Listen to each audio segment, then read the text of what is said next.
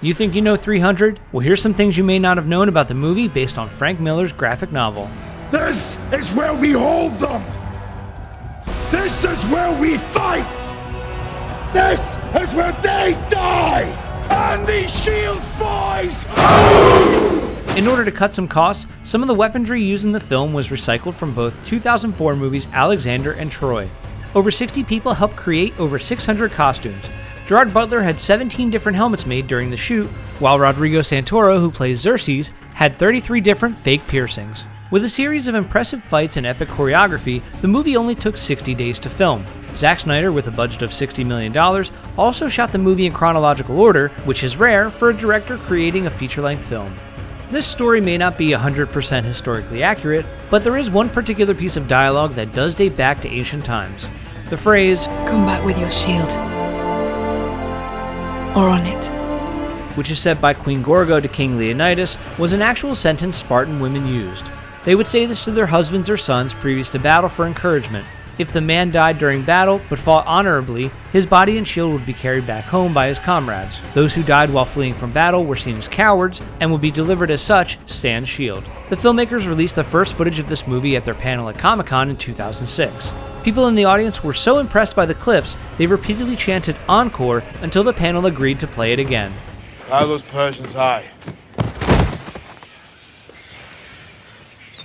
But unless I miss my guess, we're in for one wild night. Actors who were brought on as warriors were expected to maintain a certain physique. Mark Twight, a former mountain climber, was hired by director Zack Snyder in order to keep the group in shape. The workout was nuts. Michael Fassbender stated, quote, "I did 7-minute circuits and had to eat almonds and cottage cheese. It was brutal, and you'd see an exercise and feel physically ill. By the end, you would be spent." Gerard Butler trained 6 hours a day for 7 months to get in shape for the film. The wolf that Leonidas had to defeat when he was young was a puppet that required 5 people to operate and had 20 different facial features. The same effects team also created 13 mechanical horses, which could be flipped and stabbed throughout the fighting scenes. No actual horses were harmed in the making of this movie. It is my divine power that I am a generous god. I can make you rich beyond all measure. I will make you warlord of all Greece. You will carry my battle standard to the heart of Europa. Your Athenian rivals will kneel at your feet. If you will but kneel at mine. Even though she's mentioned in the credits as such, Lena Headey's character is never referred to as Queen Gorgo in the film. Characters just refer to her as the Queen.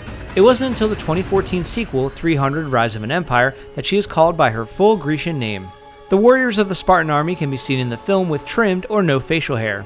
In ancient Greek culture, if a man were to shave his beard, it would be seen as shameful. Back then, the only time it was acceptable to shave a beard was when you were in mourning. It took over 5 hours to transform Andrew Tiernan into the cowardly hunchback, Ephialtes. Before Leonidas parts with the traitor, he insultingly states, May you live forever.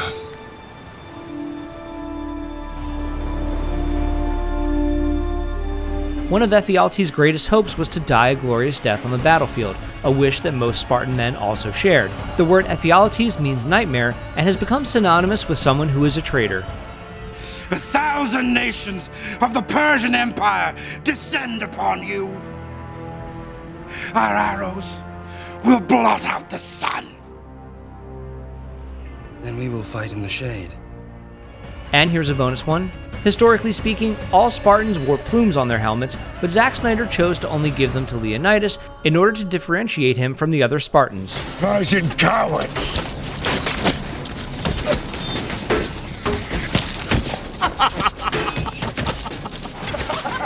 What the hell are you laughing at? You had to say it. What? Fight in the shade? That's it for this episode of You Think You Know Movies. Make sure to subscribe, like us on Facebook, follow us on Twitter, and get the latest movie and TV news on ScreenCrush.com.